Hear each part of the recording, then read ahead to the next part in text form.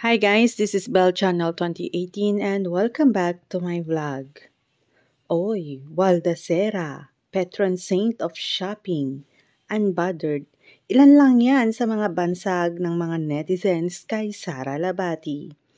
Ang pagiging gastador umano ng isa sa mga dahilan ang kung bakit nawasak ang pagsasama nila Sara at Richard bilang mag-asawa. Ito ang revelasyon ng nanay ni Richard na si Annabel Rama sa isa niyang social media post kung saan nabanggit nito ang pagwawaldas daw ng pera ni Sara habang nagpapakamatay sa trabaho ang kanyang anak. Sa isang TikTok video ng actress, tila nais nitong asarin ng kampo ni Richard nang sabihin nito sa kanyang caption ang mga katagang "Who wants to go shopping with me?" Sinundan pa ito ng kanyang paglilip-sync habang umaaura-aura sa harap ng kamera.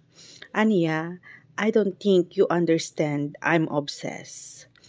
Ang feeling ng mga netizens ay patutsata ito ng aktres sa nanay ni Richard at sa iba pang mga nega sa kanya matapos pumutok ang chika tungkol sa hiwalayan nila ni Richard. Narito ang ilan sa mga comment at reaction ng mga followers sa kanyang TikTok entry. The caption daw, hahaha. Patron saint of shopping and Ivy Clinic. The Waldas Queen. Ay nako, ante, the shade, hahaha, mama will cry. Well, ginawa naman talaga ang pera para gastusin, pero make sure na may savings din. Let's go shopping! 2024 year of the Waldas Dragon. Slay ang Waldas Queen.